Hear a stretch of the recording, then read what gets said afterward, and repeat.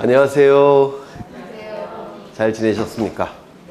오늘은 인원이 많이 는 것 같아요. 제 기억으로는 지난 시간에 축적 변경까지 본 것 같은데 맞을까요? 네. 그러면 오늘은 285쪽의 지적 측량 여기부터 보면 되지 않을까 싶은데 지적 측량.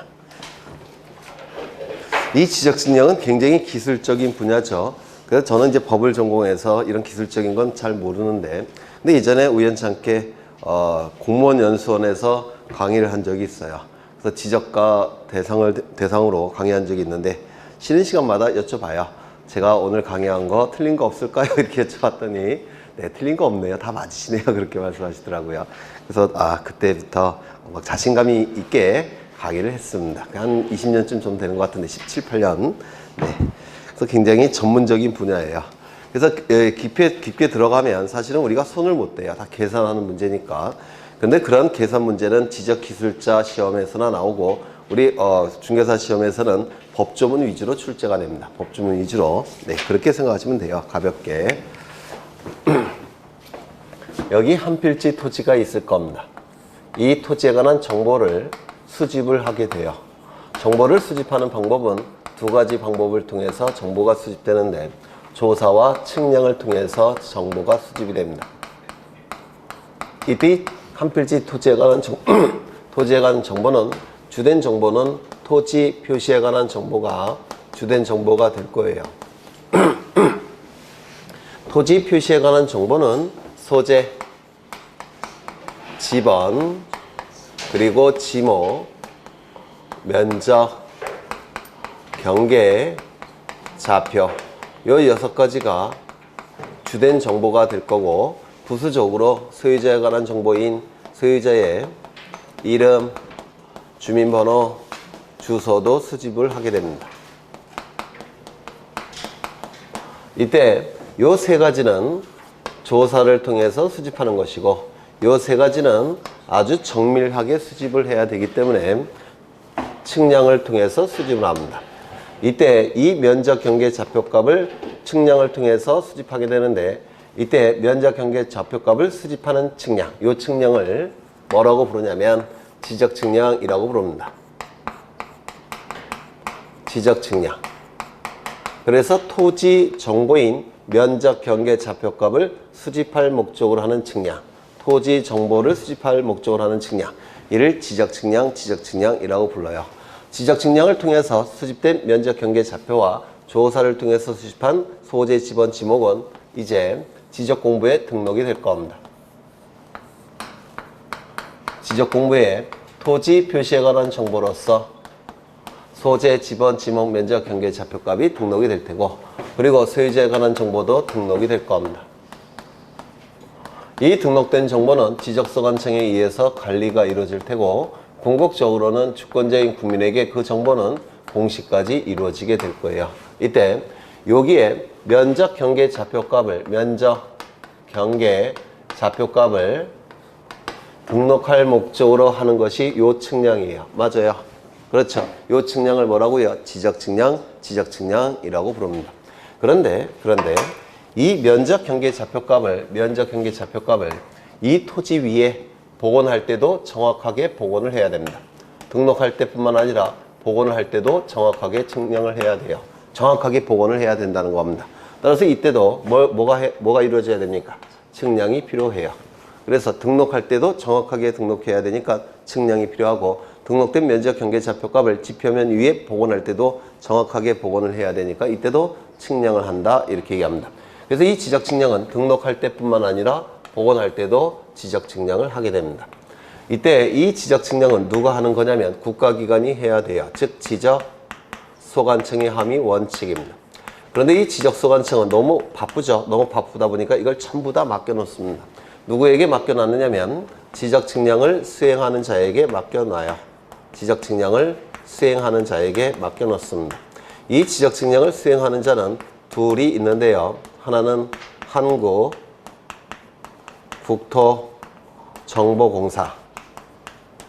한국국토정보공사와 두 번째는 지적 측량을 업으로 삼는 자. 이 둘을 지적측량 수행자라고 부릅니다. 지적측량을 수행하는 자라는 뜻이에요. 한국국토정보공사와 지적측량업자가 있는데 이 한국국토정보공사는 예전에 뭐라고 불렸느냐면 대한지적공사라는 이름을 갖고 있었어요. 근데 지금 이름이 바뀐 겁니다. 한국국토정보공사로 이름이 바뀐 것이고요. 지적측량업자는 지적측량을 사업으로 하는 자라는 뜻이에요. 이를 지적측량업자, 개인 사업자를 얘기할 겁니다. 이때 이 지적측량업자가 되기 위해서는 시도지사에게 등록을 해야 됩니다. 이게 굉장히 특이한 건데 왜냐하면 다른 지적측량뿐만 아니라 측량의 종류는 굉장히 많이 있겠죠. 그렇죠. 그 중에서 지적측량만큼은 시도지사에게 측량업을 등록하는 것이고 다른 측량은 시도지사에게 등록하지 않아요. 국토교통부 장관에게 나머지 모든 측량은 국토교통부 장관에게 등록합니다. 그래서 이것만 예외적인 거예요. 그래서 이거 좀 기억해 두셔야 됩니다. 그 다음에 한국국토정보공사도 시도지사에게 등록을 해야 되느냐 이게 문제가 되는데 이 한국국토정보공사는 국가공간정보기본법이라는 법률에 의해서 설립된 단체입니다. 법률에 의해서 설립된 단체이기 때문에 일개 시도지사에게 등록할 이유가 없습니다. 그래서 얘는 등록하지 않습니다. 얘는 등록을 하는데 이때 대부분의 지적측량은 지적측량 수행자가 담당을 합니다. 그런데 지적측량 수행자가 할 수 없는 측량이 딱 하나가 있어요. 이거 좀 기억해 두셔야 됩니다. 대부분의 지적측량은 지적측량 수행자가 하는데 지적측량 수행자가 할 수 없는 측량이 딱 하나가 있다는 겁니다. 그 측량의 이름은 뭐냐면 검사측량이에요. 검사측량. 왜 지적측량 수행자가 할 수가 없느냐면 이 지적소관청이 지적측량 수행자에게 이 측량 업무를 다 맡겼죠. 그러면 이 지적측량 수행자가 검사 측량도 같이 하게 되면 검사의 의미가 없어집니다. 이건 맡긴 자가 해야 돼요. 그렇겠죠. 따라서 이 검사 측량만큼은 국가기관이 해야 됩니다. 지적측량 수행자가 한 측량 성과에 대해서 검사를 하는 것이 검사 측량인데 이건 맡긴 자가 하는 것이지 부탁을 받은 자가 하는 건 아니겠죠. 그래서 검사 측량은 지적소관청이 해야 됩니다. 이거 좀 꼭 기억해 두셔야 돼요. 그 다음에 지적공부에 등록할 때도 정확하게 등록해야 되니까 지적측량을 하는 것이고 지적공부에 등록된 면적경계좌표값을 지표면 위에 복원할 때도 정확하게 복원을 해야 되니까 지적측량한다고 했죠. 그런데 이 복원단계의 측량은 몇 개의 특징을 갖고 있습니다. 이 특징을 좀 암기하실 필요가 있어요. 이 복원단계의 측량은 몇 개의 특징을 갖고 있는데 첫 번째, 등록할 때의 측량 방법과 복원할 때의 측량 방법은 동일한 측량 방법을 써야 됩니다. 등록할 때의 측량 방법과 복원할 때의 측량 방법이 다른 측량 방법을 쓰게 되면 엉뚱한 위치에 복원될 가능성이 있어요. 엉뚱한 위치에. 그래서 등록할 때는 평판 측량의 방법을 썼는데 복원할 때 더욱 정밀한 측량 방법인 경위 측량 방법을 쓸 수 있다 없다? 없다. 더 정밀하다고 해서 쓰면 안 돼요. 왜? 엉뚱한 위치에 복원될 가능성이 있기 때문에 이거 좀 기억해 두십니다. 등록할 때의 측량 방법과 복원할 때의 측량 방법은 반드시 같은 측량 방법을 써야 된다는 거. 두 번째. 등록할 때는 공시하기 위해서 등록하는 거죠. 여기에 등록해서 공시하는 거죠.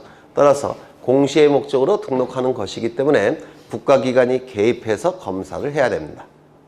등록할 때는 공시 목적으로 등록하는 것이어서 국가기관이 개입해서 검사 측량을 해야 돼요. 그런데 여기에 등록된 면적경계좌표값을 토지 위에 복원할 때는 이땐 공시 목적으로 하는 건 아니에요. 보통은 인접토지와 경계 분쟁이 발생했을 때 이 부분을 복원을 시키는 겁니다. 이건 공시 목적이 아니에요. 개인 간의 분쟁을 보통 해결할 목적으로 하는 사익적인 목적에 불과합니다.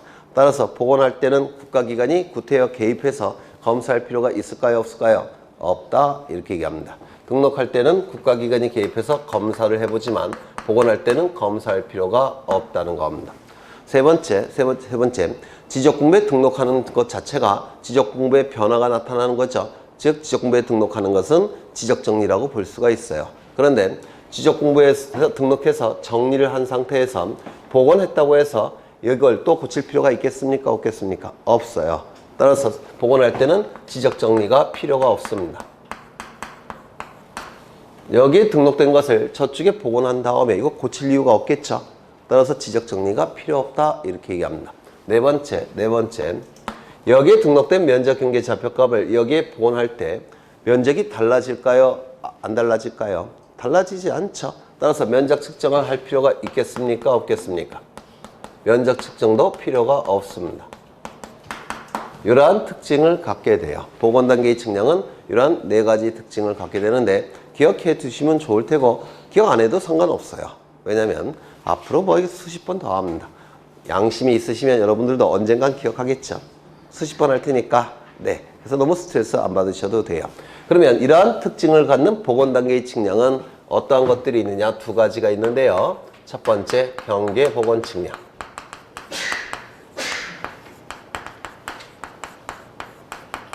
여기 복원이라는 단어가 있으니까 이건 복원 단계의 측량이라고 얘기할 수 있을 겁니다. 그렇겠죠. 두 번째, 요 두 번째 측량이 시험과 관련해서 대단히 중요한데 지적 현황 측량. 지적 현황 측량. 요 두 가지 측량이 복원 단계의 측량입니다. 이것도 꼭 나중에 시험 보시기 전까지는 암기가 되셔야 됩니다. 그러면 이거는 경계 복원이라는 단어가 있으니까 복원 측량이라는 걸 쉽게 알 수 있죠. 근데 지적 현황 측량이 왜 복원 단계의 측량이야? 이것 좀 보겠습니다. 먼저 이 경계 복원 측량부터 먼저 볼 거예요. 여기에 두 필지가 존재합니다. 이쪽은 100번지, 이쪽은 101번지. 이건 땅속, 토지를 옆에서 본 거예요. 토지를 옆에서 본 거고요. 이쪽 토지는 갑소유 토지고 이쪽 토지는 을소유 토지가 됩니다. 그리고 여기 뭐 담장 같은 게 설치되어 있겠죠. 담장 같은 게 설치가 되어 있을 겁니다. 그럼 이 두 필지 토지가 도면 위에 등록이 될 겁니다. 도면 위에 등록이 될 거예요. 도면 위에 등록할 때는 측량을 통해서 등록하겠죠. 보통은 평판 측량이나 전자평판 측량을 통해서 지적도나 임야도에 이 경계가 등록이 돼요. 이렇게 등록이 될 겁니다. 되셨나요? 그렇죠. 그런데 한 10년, 20년, 30년이 흘러갑니다. 10년, 20년, 30년 정도가 흘러가면 토지가 분할과 합병을 계속 반복합니다. 20년, 30년 흘러가면 토지가 분할과 합병을 계속 반복하니까 이게 달라질 수도 있어요. 또한 담장이 무너졌다가 다시 설치하고 무너졌다가 다시 설치하고 그렇게 되겠죠. 20년, 30년이 흘러가면. 그래요, 안 그래요? 그렇겠죠. 그래서 한참 시간이 흘러간 다음에는 갑과 을 간의 이 경계에 관해서 분쟁이 발생할 가능성도 있습니까? 없습니까? 있을 수 있겠죠. 분쟁이 발생할 가능성도 있을 수 있을 겁니다. 이때 지표상의 경계에 설치된 담장 같은 경우 적용되는 법률은 민법이에요. 민법의 상린관계에 관한 규정이 적용이 됩니다. 그 다음에 도면 위에 등록된 경계에 적용되는 법률은 공간정보법이에요. 그럼 민법은 일반법이라고 부르고 공간정보법은 특별법이라고 했죠. 어느 법률이 우선합니까? 특별법 우선의 원칙상 공간정보법이 우선이 돼요. 그러면 갑과 을 간의 분쟁을 해결하기 위해서는 어떻게 해야 될까요?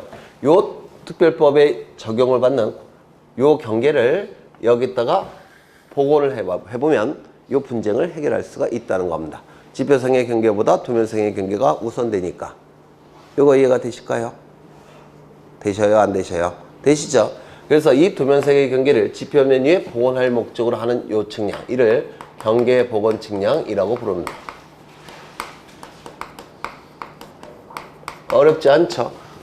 도면상에 등록된 경계를 지표면 위에 복원할 때 하는 측량을 경계 복원 측량이라고 불러요. 저 네 개의 특징을 갖게 될 겁니다. 두 번째, 지적 현황 측량을 보겠습니다. 토지를 옆에서 본 거고요. 토지를 옆에서 본 겁니다. 그리고 여기는 100번지 토지가 될 테고 갑소유입니다. 이쪽은 101번지 토지가 될 테고 을소유예요. 100번지 토지 위에는 높은 빌딩이 하나 들어서 있고요.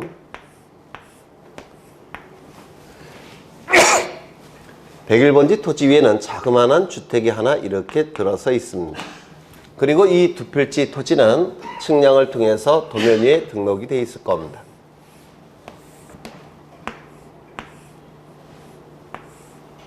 이렇게 등록되어 있을 거예요. 그런데 이 토지 위에 존재하는 이 지상 건축물 등이 있죠. 이 지상 건축물 등을 도면에 등록된 경계와 대비하여 표시하기 위해서 여기다가 그려놓고자 합니다. 다시요. 지표면 위에 지상 건축물 등을 도면 위에 등록된 경계와 대비하여 표시하기 위해서 저 건축물 등을 도면 위에 그려놓고자 합니다. 그러면 그려놓는 방법은 어떠한 방법이 있느냐면 이 경계를 일단은 복원을 해봅니다. 복원을 해요. 복원할 때 측량이 필요하겠죠. 맞아요. 복원을 해서 경계가 설치가 되면 이 거리를 구해봅니다. 이 거리를 구하는 것도 측량을 통해서 구하겠죠. 정확하게. 맞아요. 이때 거리를 측량을 통해서 구해보니까 이게 1m, 여기는 한 4m 정도 이렇게 떨어져 있다는 겁니다. 1m, 4m. 그러면 이 100번지 토지 위에 저 빌딩을 그려놓고요. 이렇게 그려놓습니다. 그리고 여기에 비율이 1대4죠. 맞아요. 그러면 요 4배 되는 거리에 요거에 하나, 둘, 셋, 넷. 4배 되는 거리에 이렇게 그려놓더라는 겁니다. 되셨을까요?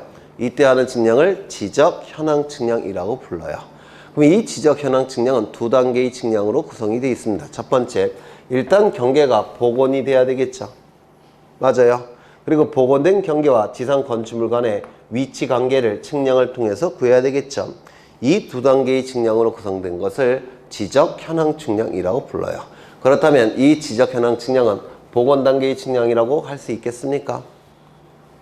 있겠죠. 그래서 이것도 복원 단계의 측량이라고 얘기합니다. 그런데 이 지적 현황 측량은 개념도 출제가 됩니다. 아주 시험에 자주 나와요. 지상 건축물 등의 현재의 상황을 다시요. 지상 건축물 등의 현재의 상황을 도면에 등록된 경계와 대비하여 표시하기 위해서 하는 측량이 뭐라고요? 지적 현황 측량. 다시요. 지상 건축물 등의 현재의 상황을 도면에 등록된 경계와 대비하여 표시하기 위해서 하는 측량이 뭘까요? 지적 현황 측량. 이 개념은 내 시험에 아주 잘 나오는 개념입니다. 되셨을까요? 되셨을까요? 안 되셨을까요? 안 되셨을까요? 네. 그러면 이제 지적 측량은 보통 어떻게 하는지를 좀 보실 거예요. 지적 측량은 보통 어떻게 하는지. 요 토지를 측량을 통해서 도면 위에 그려놓고자 합니다. 이걸 보시기 전에 먼저 측량의 방법을 한번 보죠. 이건 좀 이따 보고 측량 방법은 측량 기구에 따라서 조금씩 다를 거예요. 그렇죠? 이렇게 생긴 측량 기구가 있습니다.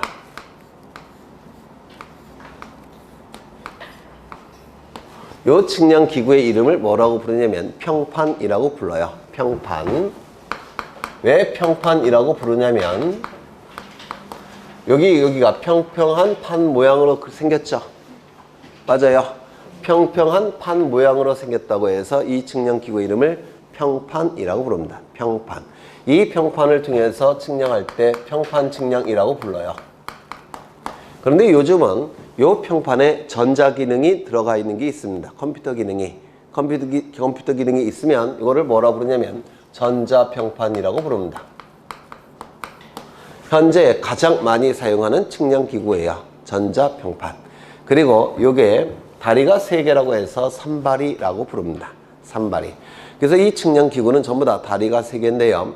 이게 최초로 만들어진 측량기구라서 여기다가 산발이라고 불러요. 이 다리가 4개면 이게 움직인대요. 요게 조금씩. 그러면 측량이 제대로 안 됩니다. 근데 다리가 딱 3개면 이게 딱 고정된답니다. 그래서 측량기구는 전부 다 다리가 3개인데요. 이게 최초의 측량기구라서 이 평판을 산발이라고 부릅니다. 발이 3개라는 뜻이에요. 두 번째, 이렇게 생긴 측량기구가 있습니다.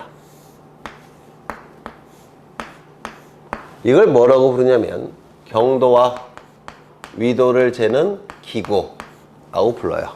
여기서 의는 기구라는 뜻입니다. 기구. 경은 경도. 그 다음에 위는 위도. 경도 위도가 뭔지 아시죠? 지구본을 보면 가로로 선이 그어져 있는데 지구본. 지구처럼 생긴 장난감. 이게 뭡니까? 위도. 세로로 선이 그어져 있는데 이게 뭐죠? 경도. 이것이 만나는 게 좌표값이에요. 그래서 이 경도와 위도를 재는 기구를 통해서 측량을 하는데 이는 좌표값, 경계점 좌표값을 수집하는 측량입니다. 요거는 도면을 작성할 때 도면을 작성할 때 하는 측량이고 이건 경계점 좌표값을 수집할 때 하는 측량이에요. 이를 경위 측량이라고 부릅니다. 만원경처럼 생겼죠? 네. 세 번째. 이렇게 생긴 측량기구가 있습니다. 이건 사진기는 절대 아니고요. 사진기는 아니고 이게 뭐냐면 여기서 전파를 쏘면 전파기, 여기서 광파를 쏘면 강파기라고 불러요. 그래서 전파기, 강파기라고 부릅니다. 이러한 전파기나 강파기를 사용해서 측량하는 경우가 있습니다. 그런데 측량할 때는 뭐가 필요하냐면 토지가 이렇게 존재할 때 요 지상 경계점에 표석을 이렇게 설치합니다. 봉을 설치한다는 거예요. 표시가 되는 봉을 하나 설치합니다. 그럼 여기서 전파나 강파를 이렇게 쏴요. 전파나 강파를 쏘면 이 경계점 표지라고 부르는데 경계점 표지에 부딪힙니다. 부딪혀서 이게 반사돼서 돌아옵니다. 돌아오는 속도와 시간을 가지고 이 거리를 구하는 측량이에요. 이게 여기서 전파나 강파를 쏴서 경계점 표지에 부딪혀서 돌아오는 그 시간과 속도를 가지고 거리를 구하는 측량이 바로 이 전파기, 강파기라는 겁니다. 전파기, 강파기 측량이라고 불러요. 네 번째.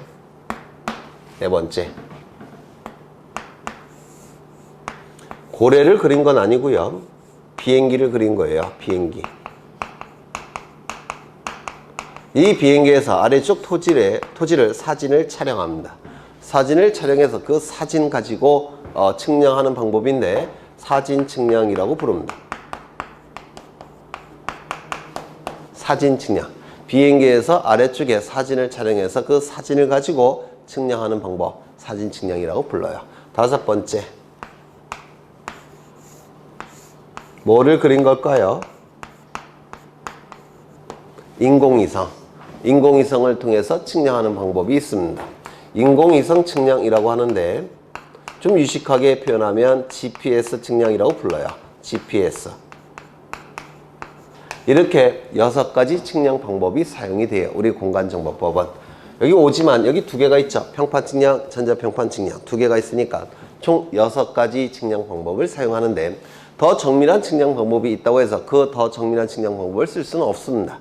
공간정보법에서 인정하는 지적측량의 방법은 딱 요 6가지예요. 이게 한번 출제가 된 적이 있습니다. 또한 아래쪽으로 내려갈수록 비싸 보이죠.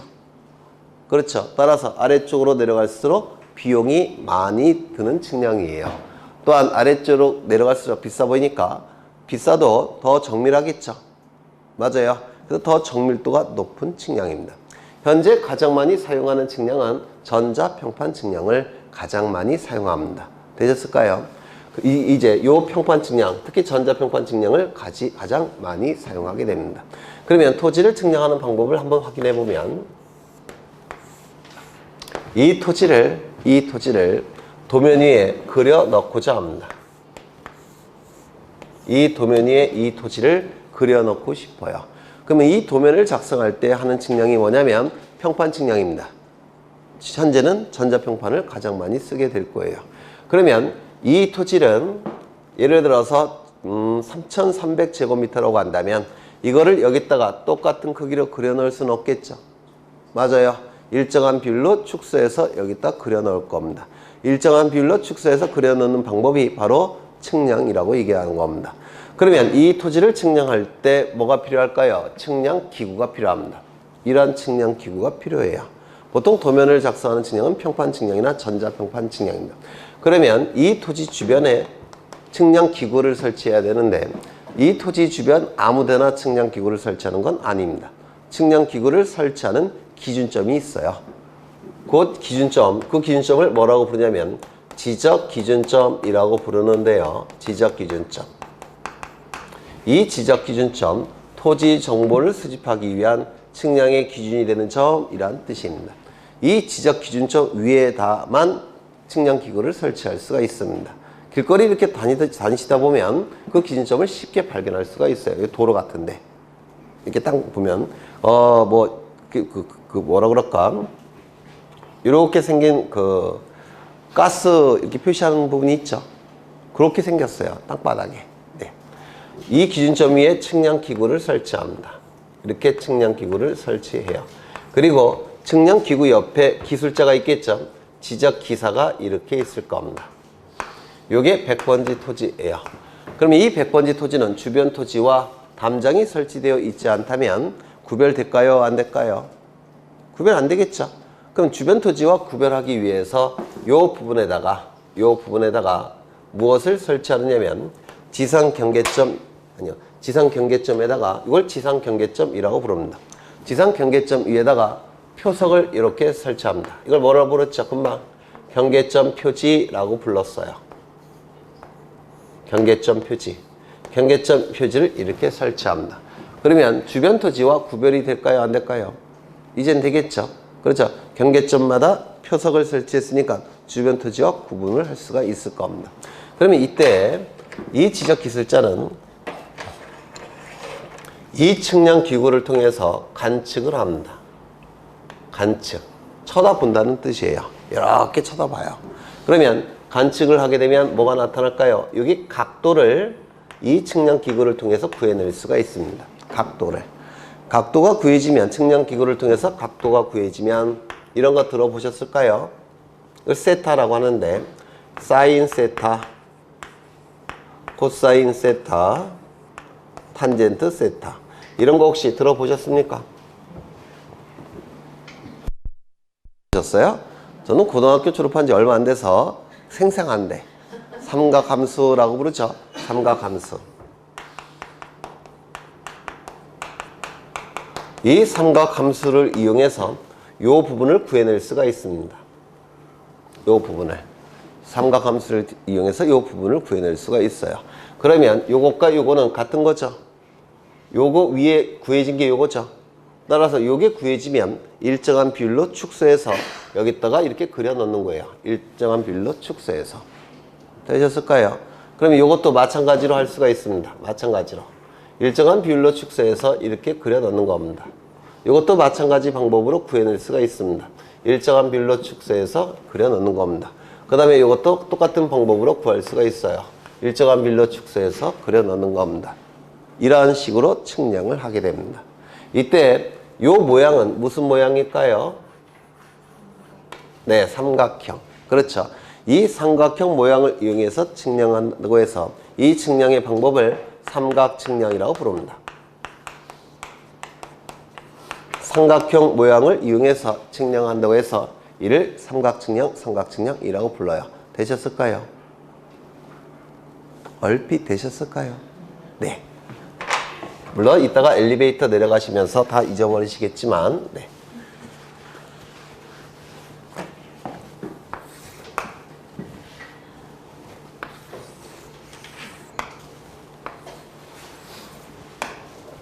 우리나라를 그린 겁니다. 우리나라를 그린 거고요. 여기는 이렇게 선이 그어져 있어요. 휴전선이 그어져 있습니다. 38선이 아니라 휴전선이에요.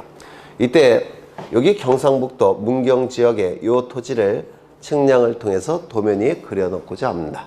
경상북도 문경 지역의 토지를 측량을 통해서 도면 위에 그려놓고자 해요. 그러면 이 토지를 측량하기 위해서는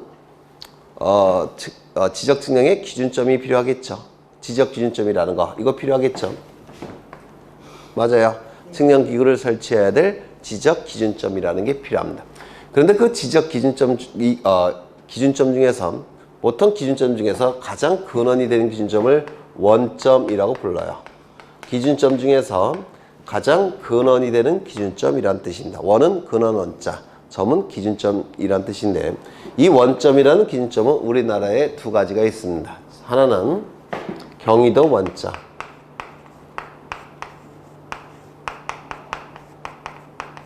또 하나는 수준 원자.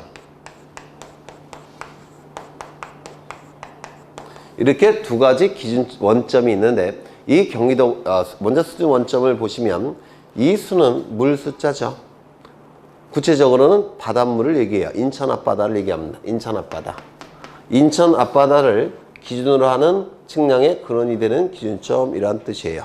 그럼 이건 무엇을 수집하기 위한 측량의 기준점이냐면, 인천 앞바다가 높이 구할 때 0m예요. 0m. 그러면 설악산은 1900 몇 미터죠? 그렇죠? 높이를 구할 때 사용하는 원점입니다. 수준 원점이라는 게 인천 앞바다가 0m가 되는 겁니다. 거기 바다 고기가 거기가 0m, 그리고 높이 구할 때 사용하는 기준점이에요. 이거는 지적 측량과 관련이 있을까요, 없을까요? 없죠. 왜냐면 토지에 관한 정보는 소재, 지번, 지모, 면적, 경계, 좌표지, 높이는 없습니다. 맞아요. 그래서 이건 지적 측량과는 전혀 관련이 없습니다. 그 다음에 경위도 원점은 경도와 위도를 가지고 측량하는 그 근원이 되는 기준점이란 뜻인데, 이건 지적 측량과 관련이 있어요. 이걸 보통의 원점 이렇게 부릅니다. 우리 지적 측량에 있어서는 이 경기도 원점은 어디에 존재하느냐면 여기에 존재합니다. 여기가 어디냐면 경기도 수원시 영통구 원천동 국토지리원 안에 있습니다. 경기도 수원시 영통구 원천동 국토지리원 안에 있는데요. 여기에 경기도 원점이 설치되어 있습니다. 그러면 이게 가장 근원이 되는 기준점이니까 여기다가 측량기구를 설치할 수도 있어요. 이렇게. 그리고 여기 지적 기사가 있을 겁니다. 그 다음에 측량하기 위해서는 뭐가 설치돼야 되죠? 경계점 표지라는 게 설치가 돼야 됩니다. 그럼 여기다가 경계점 표지를 설치해야 될 겁니다. 경계점 표지가 이렇게 설치가 될 거예요. 그러면 이제 여기서 기사는 측량기구를 통해서 관측을 할 겁니다. 그러면 관측이 되면 이게 각도가 나올 테고 삼각함수를 이용해서 여기를 구해낼 수가 있습니다. 맞아요. 그런데 문제는 이거 보여요? 안 보여요? 안 보여요. 너무 멀리 떨어져 있으니까. 그렇죠. 따라서 이 원점 갖고 모든 토지를 측량할 수는 없습니다. 그래서 미리 이 원점을 근거로 해서 미리 대한민국 전역에 기준점을 설치해 놓고 있습니다. 대한민국에 있는 모든 토지를 측량할 수 있게끔 이렇게 기준점이 설치되어 있어요. 이 기준점을 뭐라고 부르냐면 지적 삼각점이라고 부릅니다.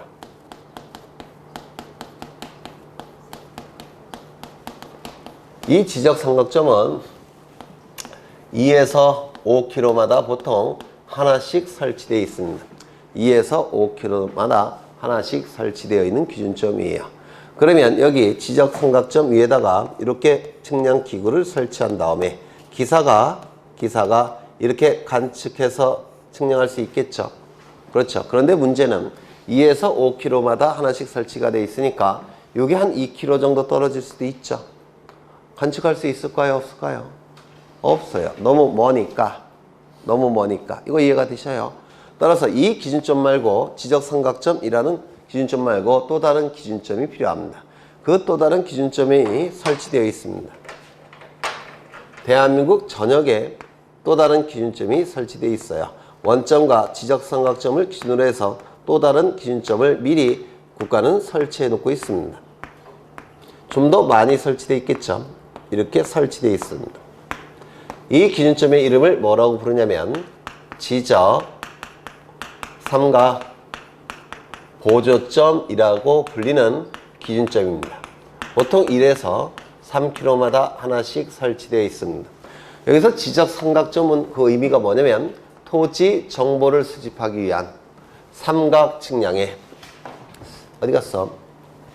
지웠네. 삼각 측량의 기준점이란 뜻이에요. 다시요. 토지 정보를 수집하기 위한 삼각 측량의 기준점. 아까 삼각 측량 보셨죠? 이게 삼각형 모양을 이용해서 측량한다고 해서 삼각 측량이라고 불렀습니다. 지적 삼각 보조점은 토지 정보를 수집하기 위한 삼각 측량의 보조가 되는 기준점이란 뜻이에요. 되셨죠? 그러면 이제 여기다가 측량 기구를 설치해서 이제 측량 들어가면 될 겁니다. 맞아요. 그렇겠죠. 문제는 뭐냐면 이것도 1에서 3km마다 설치가 되니까 여기 1km 정도 떨어질 수도 있죠. 보여요? 안 보여요? 안 보여요. 1km만 떨어져도. 뭐 600만 불의 사나이나 소모지도 아니고 그렇죠. 잘 안 보이겠죠. 그래서 이 기준점 말고 또 다른 기준점이 필요합니다. 또 다른 기준점이 또한 설치되어 있습니다. 아주 조밀하게 또 다른 기준점이 이렇게 설치되어 있어요. 이 기준점의 이름을 뭐라고 부르냐면 지적도의 뿌리가 되는 기준점이라고 해서 지적도 근점이라고 부릅니다. 지적도 근점. 그래서 지적도의 뿌리가 되는 뿌리 근자예요. 기준점이라고 해서 지적도근점이라고 부르는데 이 지적도근점은 보통 50에서 300m마다 하나씩 설치되어 있습니다. 지적도근점은. 그러면 여기다가 지적도근점이 측량기구를 설치해서 이제 관측을 하게 될 겁니다. 이는 50에서 300m마다 설치되어 있으니까 보통 관측할 수 있겠죠. 맞아요. 그런데 이것도 300m 정도 떨어져 있다면 보일까요? 안 보일까요? 안 보일 수도 있죠. 중간에 건물도 있을 수가 있고. 맞아요. 그래서 이 토지 주변에 가까운 곳에 이런 기준점이 하나도 없다면 어떻게 될까요? 측량 못 하겠죠. 그러면 측량을 거절해야 됩니까? 거부해야 됩니까? 그건 아니에요. 만약에 이 토지 주변에 이 경계점 표지를 경계점 표지를 관측할 수 있는 지정 기준점이 이 주변에 없다고 한다면 토지를 측량하기 전에 뭐부터 설치해야 될까요? 기준점을 토지 주변에 먼저 설치를 해야 됩니다. 측량을 거절할 수는 없으니까. 이거 이해가 되셔요? 이 토지 주변에 가까운 곳에 지적 기준점이 아예 없다면 그때는 토지 주변에 먼저 토지를 측량하기 이전에 기준점을 먼저 설치한 다음에 토지를 측량해야 된다. 이거 이해가 되실까요? 네. 되셨으면 좋겠는데 이때 요 세 가지 기준점을 뭐라고 부르냐면 지적 기준점이라고 부릅니다. 지적 기준점이라고 불러요. 그래서 토지 정보를 수집하기 위한 측량의 기준이 되는 점이란 뜻입니다.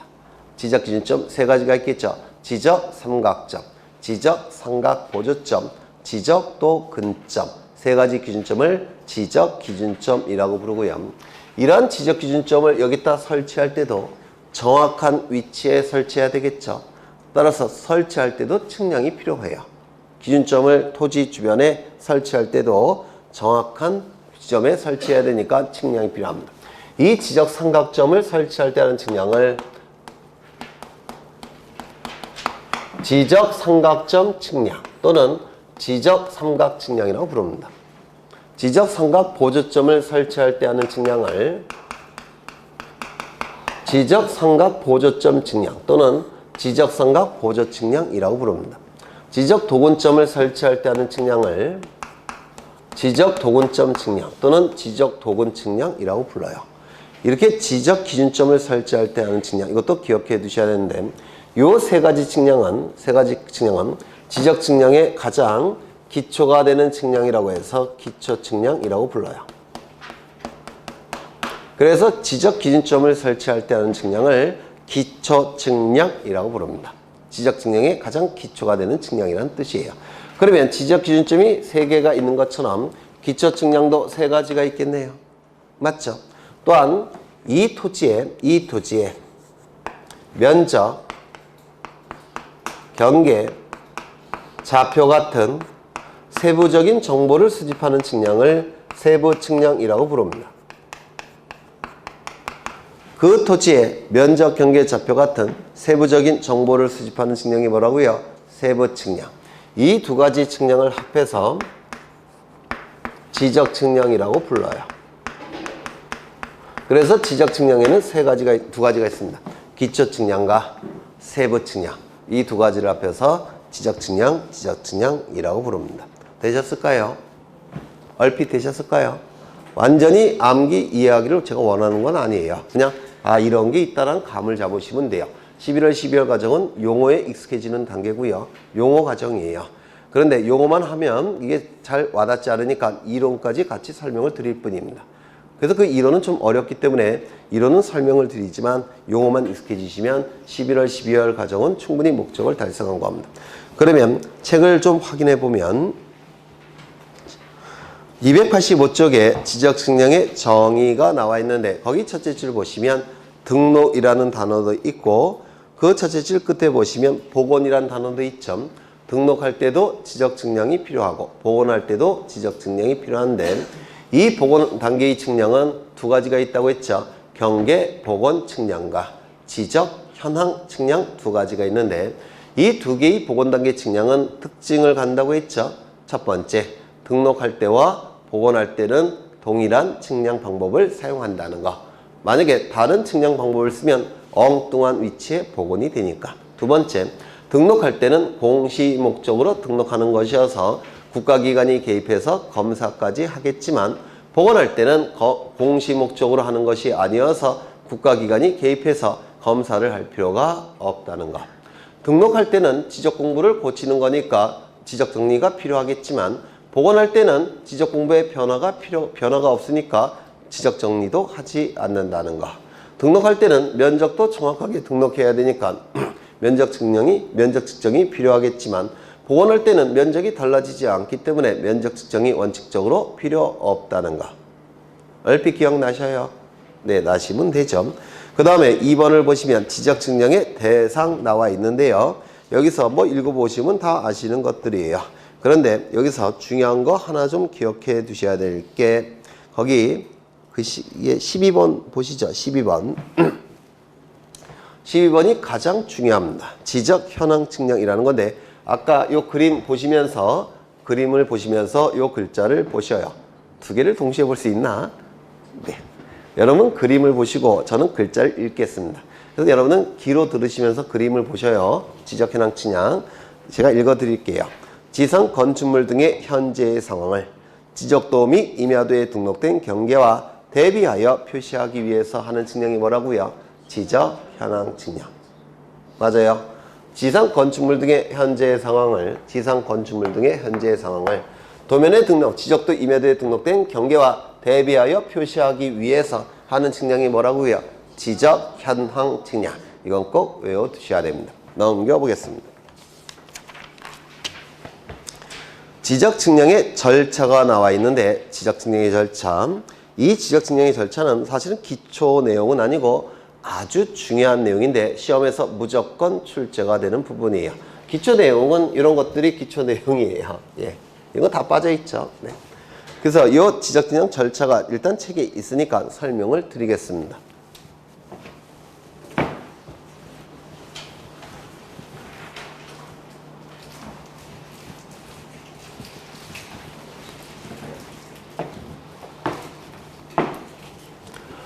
지적 측량을 의뢰하는 사람이 있을 겁니다.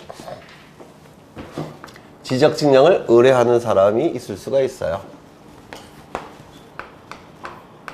근데 이 지적 측량을 의뢰하는 사람은 누구에게 지적 측량을 의뢰하게 될까요?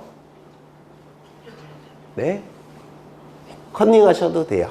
지적 측량은 대부분 누가 한다고요? 지적 측량 수행자. 맞아요. 지적 측량 수행자가 대부분의 지적 측량을 하기 때문에 이 지적 측량을 의뢰하는 사람은 누구에게 의뢰할까요? 지적 측량을 수행하는 자에게 지적 측량을 의뢰할 겁니다. 지적 측량을 수행하는 자는 둘이 존재하죠. 누굽니까? 한국국토정보공사와 지적 측량 업자가 있을 겁니다. 맞아요. 그렇죠. 지적 측량을 의뢰하는 자는 지적 측량 수행자에게 지적 측량을 의뢰하게 될 겁니다. 이때 의뢰할 때 세상에 공짜가 있을까요? 없을까요? 여기 보시면 업자라고 되어 있죠. 사업을 하는 자예요. 세상에 공짜는 없으니까 수수료 지급할까요? 지급할 필요가 없을까요? 수수료 지급해야 됩니다. 당연히. 공짜는 없으니까. 첫 번째는 수수료를 지급해야 된다는 거. 지금 하는 거는 무조건 한 문제 이상이 출제되는 부분이에요. 지적 측량 절차가. 두 번째, 의뢰할 수 없는 측량이 딱 하나가 있어요. 지적 측량 수행자에게 의뢰가 허용되지 않는 측량이 하나가 있는데 컨닝하시면서 어떤 측량은 의뢰할 수 없을까요? 검사 측량. 왜요? 검사 측량은 수행자가 하는 측량이 아니죠. 누가 하는 측량이죠? 국가기관이 하는 측량입니다. 맞아요. 따라서 검사 측량은 의뢰가 불가능합니다. 검사 측량은 의뢰할 수가 없습니다. 또한 의뢰할 수 없는 측량이 하나가 있는데 그게 뭐냐면 지적 제조사 측량이라는 것도 의뢰할 수가 없습니다. 지적 제조사 측량. 아이고. 지적 제조사 측량도 의뢰할 수가 없습니다. 그럼 이 지적 제조사 측량이란 건 뭐냐면 도면이 작성된 이후에 시간이 굉장히 많이 흘러갔다는 겁니다. 시간이 굉장히 많이 흘러가면 도면에 등록된 토지들이 분할과 합병이 계속 반복이 돼요. 그럴 수 있겠죠. 그리고 지표면 위에 설치된 경계도 이게 담장 같은 게 설치가 됐다가 또는 무너져서 다시 설치했다가 이게 계속 반복이 됩니다. 그렇다면 지표상의 경계와 도면상의 경계가 상당 부분 일치하지 않는 경우가 있을 수가 있습니다. 맞아요. 그리고 시간이 많이 흘러가면 도면에 등록된 경계가 옛날에 종이로 된 지적도 임야도 같은 경우는 지워져서 잘 안 보일 때도 있어요. 그러면 공시 기능이 엄청 떨어지겠죠. 공시 기능이 엄청 떨어지니까 국가기관은 전면적인 재조사를 통해서 도면을 다시 작성합니다. 이때 하는 측량이 뭘까요? 지적 재조사 측량. 그러면 이 지적 재조사 측량은 개인이 의뢰할 수 있을까요? 없을까요? 네? 도면을 완전히 다시 작성하는 거니까 개인이 의뢰하는 측량이 아닙니다. 국가기관이 의뢰하는 측량이에요. 이거 이해가 되셔요? 따라서 개인인 의뢰인이 개인적으로 의뢰할 수가 없습니다. 그래서 이 두 가지 측량은 의뢰가 허용되지 않습니다. 이거 이해가 되실까요? 우리 시험에 아주 단골로 출제되는 놈들이죠. 네. 의뢰를 받은 지적측량 수행자는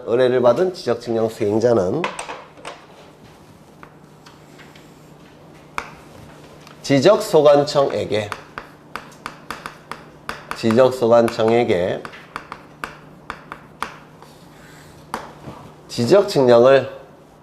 지적측량을 어떻게 수행할지 그 계획서를 작성해서 지적측량 수행 계획서라고 불러요. 지적측량을 어떻게 수행할지 그 계획서를 작성해서 의뢰를 받은 그 다음 날까지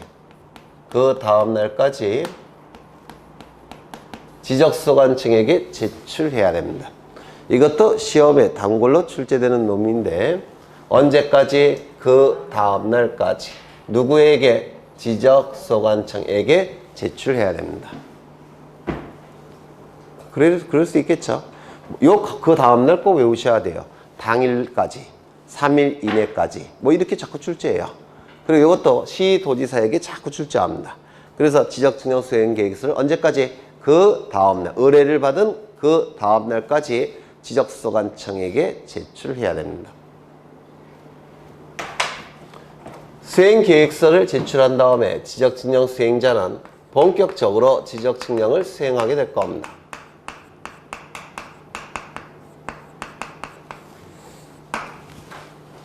지적측량 수행자는 지적측량을 본격적으로 실시할 거예요. 그런데 이 지적측량을 실시할 때 시험과 관련해서 가장 중요한 것은 기간입니다. 왜냐면 기간에 따라서 수수료가 달라지겠죠. 맞아요. 지적측량을 며칠 동안 하느냐, 그걸 지적측량의 기간이라고 하는데 그 기간이 시험에 또한 단골로 출제합니다. 그 기간에 따라서 수수료가 결정이 될 거예요. 이때 의뢰인과 수행자 간의 기간에 대해서 합의를 하는 경우가 있습니다. 30일 이내에 다 맞춰달라, 20일 이내에 다 끝내달라, 이렇게 요구할 수도 있겠죠. 그러면 수행자 입장에서 알았다, 걱정하지 마라, 30일 이내에 다 끝내겠다, 뭐 열흘 이내에 다 끝내겠다, 이렇게 합의하는 경우가 있겠죠. 그걸 뭐라고 부르냐면, 기간이 가장 중요한데요. 그걸 뭐라고 부르냐면 합의 업무라고 불러요. 기간에 대해서 의뢰인과 수행자 간에 합의가 있는 경우, 이를 합의 업무라고 부르는데, 이 합의 업무의 경우에는 합의 기간에 4분의 3은 측량 기간으로 사용합니다. 그리고 합의 기간에 4분의 1은 측량을 했으면 제대로 측량했는지 검사도 해봐야 된다고 했죠. 검사 기간으로 사용합니다. 합의 업무는. 그렇다면 30일을 합의했다면 측량 기간은 며칠이 될까요? 40일로 하죠. 계산의 편의를 위해서. 측량기간은 며칠인가요? 어려워요? 4일은 4, 4일 0, 30일. 30일은 뭡니까? 측량기간. 그리고 검사기간은 며칠일까요? 어려워요? 어렵네. 열흘. 이게 합의 업무라고 불러요. 이게 유치원생도 풀 것 같은데 우리 시험에 종종 출제합니다. 종종 출제해요. 그런데 보통 의뢰인이 지적증량을 잘 모르는 경우가 대부분이죠. 그러면 기간을 합의할 수 있다는 것 자체를 모르는 경우가 있어요. 그래서 의뢰인이 수행자 간에 좀 정확하게 빨리 해주셨으면 좋겠습니다. 뭐 이렇게 부탁하겠죠. 그랬더니 이 수행자가 알았습니다. 제가 알아서 정확하게 후딱 해드리겠습니다. 이렇게 얘기하겠죠. 즉 기간의 합의가 없는 경우가 더 많아요. 그렇죠? 그래서 기간의 합의가 없는 경우를 뭐라고 그러냐면 일반 업무라고 불러요. 더 많으니까 이걸 일반 업무라고 부릅니다. 그러면 기간에 합의가 없는 경우, 그러면 이거 수수료가 계속 늘어날 수 있습니까? 없습니까? 있겠죠. 수행자가 돈 벌려고 열흘이면 끝나는 건데 뭐 1년 걸린다 이렇게 얘기할 수도 있겠죠. 이걸 방지하기 위해서 우리 공간정보법은 합의가 없는 경우는 토지의 측량 기간은 5일, 토지의 검사 기간은 4일로 딱 정해놓고 있습니다. 합의가 없는 경우를 대비해서. 그럴 수 있을까요? 없을까요? 네? 그렇겠죠. 그래서 이게 무한정 늘어날 수가 있기 때문에 이 합의가 없는 경우를 대비해서 우리 공간정보법은 토지의 측량 기간은 5일, 토지의 검사 기간은 4일로 한다. 딱 정해놨다는 겁니다. 이거 이해가 되실까요? 이것도 출제합니다.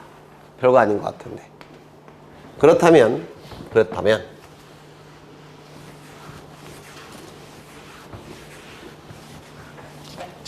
지금 이 토지를 측량하고자 합니다. 이 토지를 측량하고자 해요. 그런데 의뢰인과 수행자 간에 합의가 없더라는 겁니다. 합의가 없을 때는 이 토지의 측량 기간은 며칠이죠? 5일. 측량 기간은 5일. 검사 기간은 며칠일까요? 4일이 될 겁니다. 합의가 없다고 한다면. 그러면 5일 동안 측량하고 4일 동안 검사를 해야 되는데 문제는 뭐냐면 측량을 하기 위해서는 이 토지 주변에 무엇이 설치되어 있어야 됩니까? 지적 기준점. 맞아요. 그런데 눈 씻고 찾아봐도 지적 기준점이 없다는 겁니다. 또는 지적 기준점이 모자르다는 겁니다. 그럼 측량할 수 있을까요? 없을까요? 없겠죠. 기준점이 없으니까. 그러면 측량을 거부해야 됩니까? 그럴 수는 없어요. 그럼 뭘 먼저 해야 됩니까? 기준점을 먼저 설치해야 됩니다. 이거 이해가 되셔요? 기준점을 먼저 설치를 하는데 시간이 걸릴까요? 안 걸릴까요? 걸리겠죠. 이 기준점을 설치하는 기간을 여기다가 더해줘야 돼요. 여기다가 더해줘야 됩니다. 그래야지만 총 측량 기간이 나옵니다. 이거 이해가 되실까요? 그 다음에 기준점은 너무나도 중요한 기준점이니까 제대로 설치됐는지 검사도 한번 해봐야 되겠죠. 맞아요. 그럼 검사하는 기간 걸릴까요? 안 걸릴까요? 걸리겠죠. 그러면 이 토지의 검사 기간에 기준점 검사 기간도 더해줘야 됩니다. 그래야지만 총 검사 기간이 나오게 돼요. 이거 이해가 되실까요? 돼요? 안 돼요? 되죠. 그런데 보통은 하루에 기준점을 4점 정도를 설치할 수 있답니다. 또한 하루에 4점 정도를 검사할 수도 있대요. 그래서 하루에 기준점 설치할 수 있는 개수는 4개 정도. 검사도 하루에 검사할 수 있는 개수는 4개 정도만 검사가 보통 이루어진대요. 그렇다면 기준점을 만약에 15점 정도를 설치하고자 한다면 기준점 설치 기간 며칠 정도 걸릴까요? 4일. 맞아요. 15점을 검사할 때는 며칠 정도 걸릴까요? 4일. 그래서 기준점 15점까지는 무조건 4일을 줍니다. 15점까지는 무조건 4일을 더 줘요. 설치기간 4일, 검사기간 4일. 그런데 기준점이 15점을 초과할 수도 있죠. 토지 주변에 기준점 설치해야 될 기준점이 15점 이상이 필요한 경우도 있겠죠. 그러면 4점마다 며칠씩을 더해주면 될까요? 네 하루씩. 이거 이해가 되셔요? 4점마다 며칠을 더 더해줘야 될까요? 하루씩. 4점마다 하루씩을 더해줘야 될 겁니다. 그렇다면 이 토지 주변에 기준점을 몇 점을 설치하고자 하느냐면 12점을 설치하고자 합니다. 그러면 설치 기간 며칠 정도 걸릴까요? 3일. 15점까지는 무조건 4일입니다. 준비 기간도 있어야 되니까. 그러면 며칠 정도 걸릴까요? 4일. 기준점 설치 기간 며칠? 4일.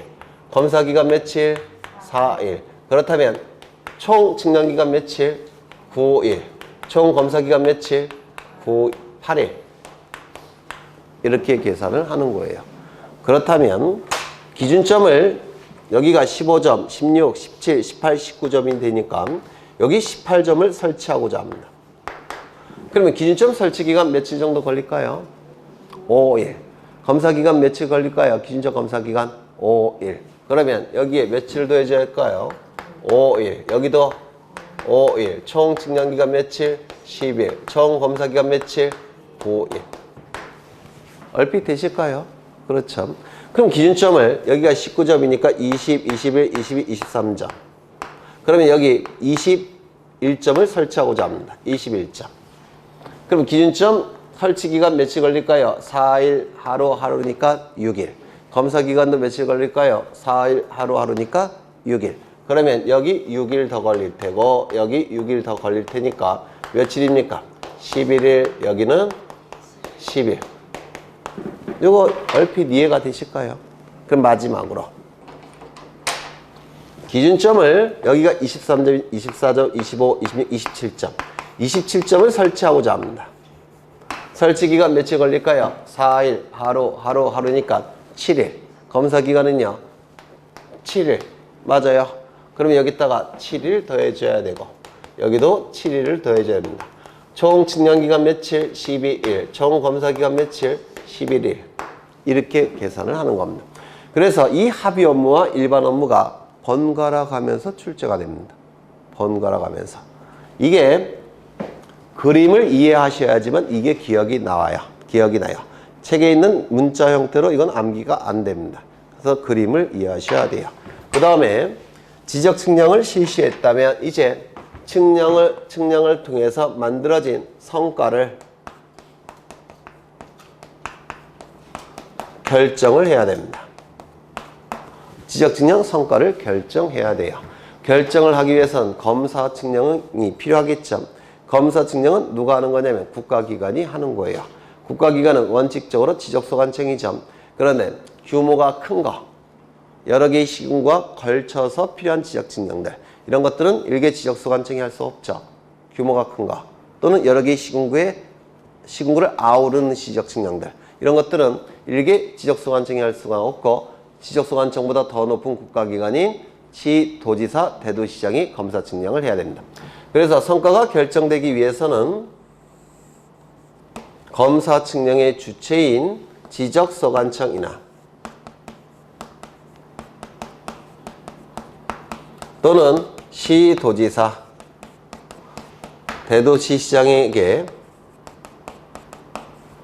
지적 측량 자료들을 제출을 해야 돼요. 검사 측량을 받기 위해서. 맞아요. 지적 측량 성과와 관련된 각종 자료들을 시도지사나 대도시장, 지적소관청에 제출하는 겁니다. 그러면 얘네들은 뭘 할까요? 검사 측량하겠죠.